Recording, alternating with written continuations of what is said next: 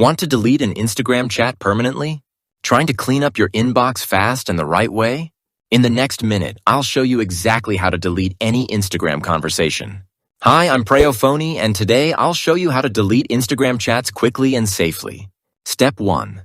Unlock your phone and launch the Instagram app. Make sure you're logged into the correct account. Check your internet connection for smooth navigation. You're now ready to manage your messages. Step 2. Look at the top right corner of your screen.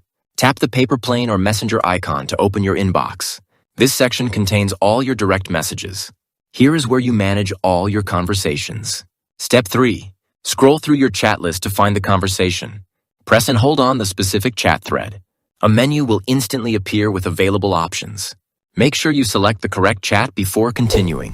If this quick guide is helping you, smash that like button, subscribe to Preyo Phonie, and turn on notifications for more powerful Instagram tips every week. Step 4. From the pop-up menu, tap on the Delete option. Instagram will prepare to remove the entire conversation. This action deletes the chat from your inbox only. Remember, it does not delete messages from the other person's account. Step 5. Instagram will show a confirmation prompt.